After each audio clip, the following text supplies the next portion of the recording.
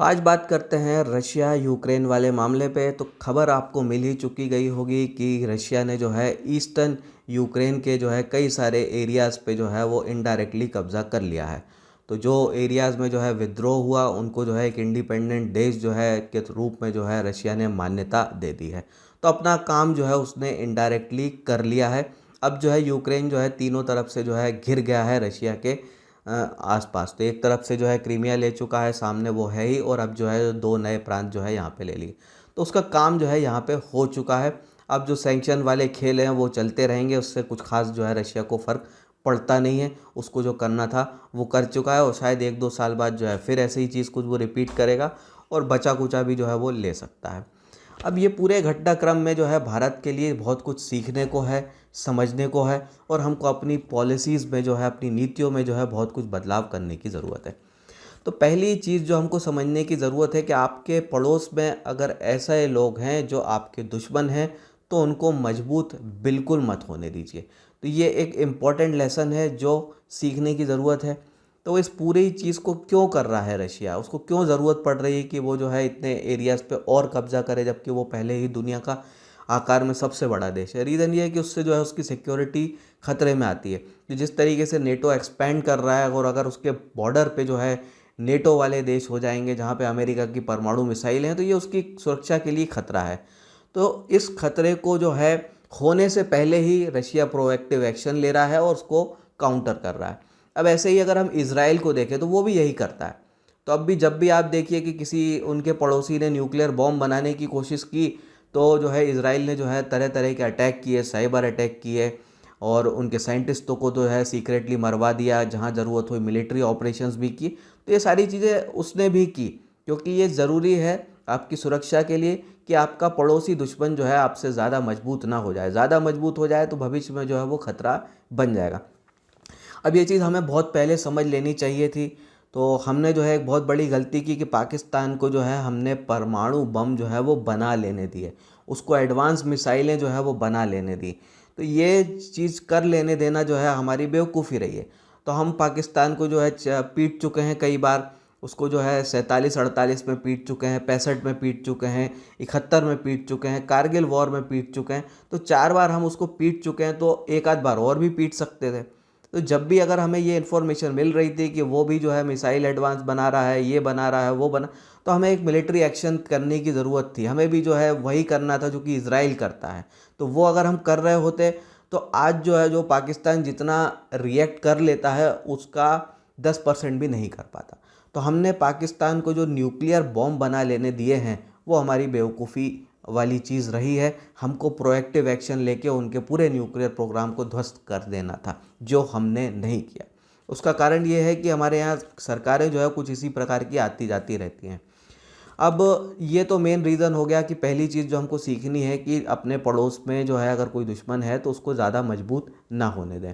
तो ये चीज़ ना सिर्फ पाकिस्तान की बात है, अगर बांग्लादेश के साइड से भी अगर ऐसे एलिमेंट हो रहे हैं जो भारत विरोधी हैं, नेपाल में भी हो रहे हैं, तो यहाँ पे भी हमें एक्शन लेने की ज़रूरत है। तो चाहे डिप्लोमेटिकली लें या इकोनॉमिकली लें, या ज़रूरत पड़े तो मिलिट्री इंटरवेंशन करें, जो भी करें, लेकिन ज़रूरी है ये देश की सुरक्षा के लिए ज़रूर। और जब आप इस तरह के एक्शन लेते हैं तो सामने वाले दुश्मन को भी मैसेज जाता है कि हम चुप बैठने वालों में से नहीं हैं, हम एक्शन कर लेंगे अगर हमारी सुरक्षा को कुछ भी जो है खतरे में आता हुआ हम देखते हैं। तो ये चीज़ हम नहीं करते, तो जो गलत है इसको हमें सुधारने की ज़रूरत है, एग्रेसिव होने की ज़रूरत है। दूसरी चीज़ को देखें अगर हम इस पूरे केस में, तो यहाँ पे इकोनॉमी का भी एक बड़ा एंगल आ जाता है। तो अगर आपकी इकोनॉमी अगर मजबूत है, कई सारे देश जो है बाहर के आपके ऊपर डिपेंडेंट हैं, तो इसी डिपेंडेंसी के कारण जो है बाकी सारे देश जो है मजबूरी में आपके शुभचिंतक बन जाते हैं। वो नहीं चाहेंगे कि आपका कुछ बुरा हो, क्योंकि आपका अगर कुछ बुरा होगा तो असर उन पे पड़ेगा। तो आप देखिए रशिया वाला केस देखिए। तो वैसे तो कई सारे नेटो मेंबर्स हैं जो कि रशिया विरोधी हैं, जर्मनी भी रहा है, फ्रांस भी रहा है, लेकिन यहाँ आप देखिए फ्रांस का राष्ट्रपति हो, जर्मनी के नेता हो, ये इधर उधर भाग दौड़ करने में लगे हैं ताकि जो है कैसे भी करके सुलह हो जाए, युद्ध वाली स्थिति ना आए। ये क्यों कर रहे हैं? क्योंकि इसमें उनका हित है।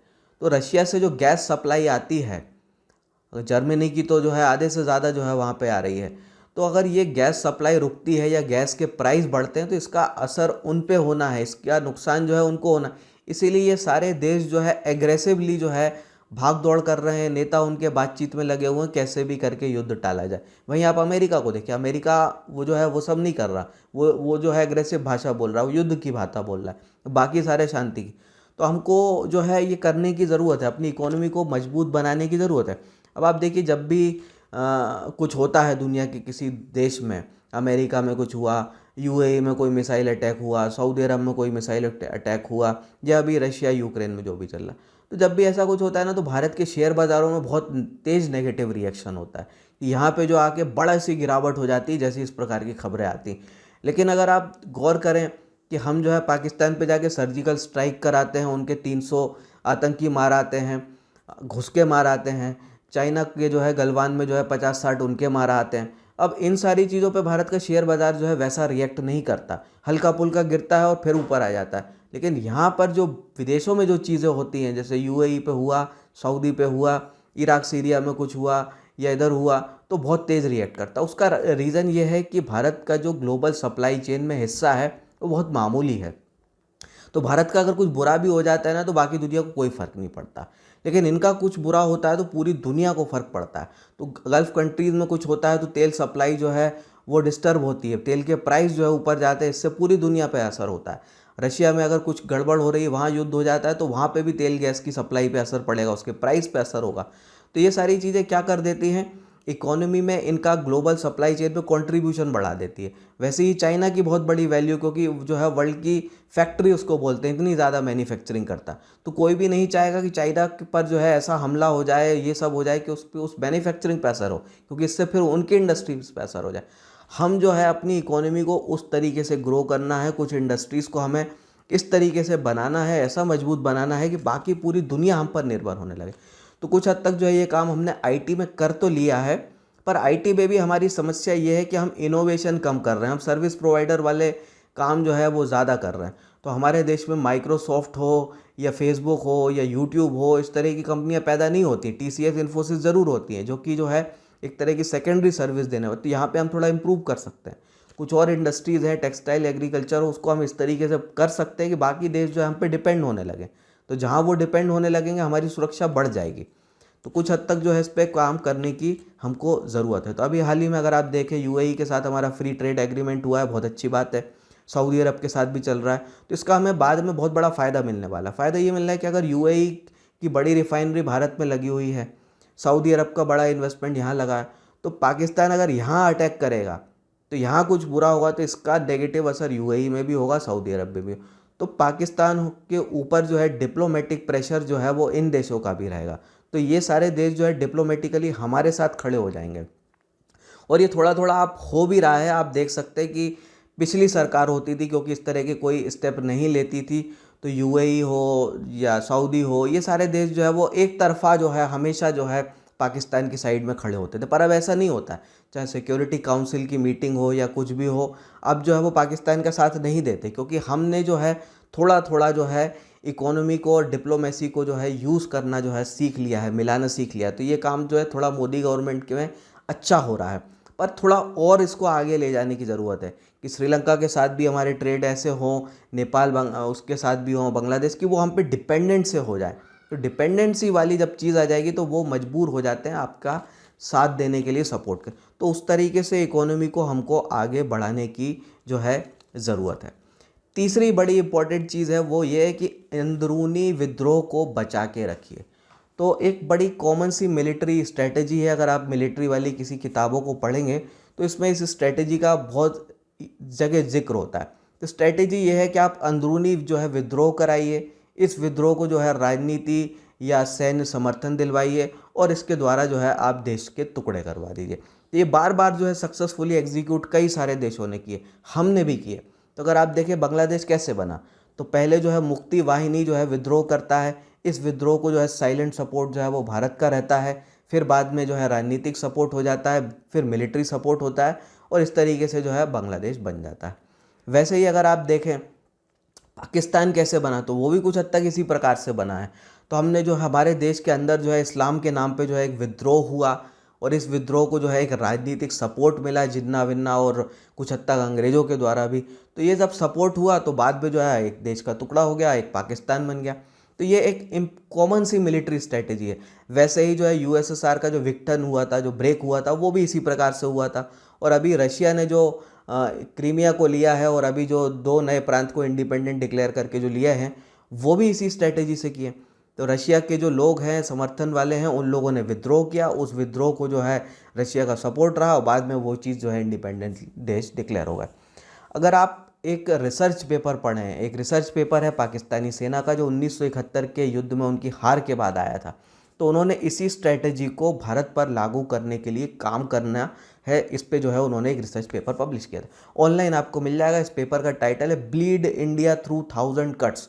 ये जो है इसकी हेडिंग है। आप गूगल में सर्च करेंगे, आपको पूरा PDF मिल जाएगा और उसको ज़रूर पढ़ना चाहिए। मैं कहूँगा हर भारतीय को पढ़ना चाहिए।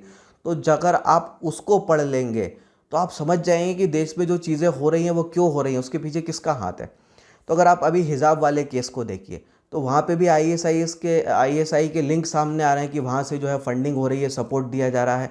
वैसे ही आप खालिस्तानी मूवमेंट को देखिए, वहाँ पे भी जो है ISIS का क्लियर इन्वॉल्वमेंट है। वैसे ही अगर आप किसान आंदोलन को देखिए तो वहाँ पे भी जो है इनके इन्वॉल्वमेंट की जो है रिपोर्ट्स आई हैं। जो खुफिया एजेंसी है उन्होंने जो इस प्रकार की रिपोर्ट दी है।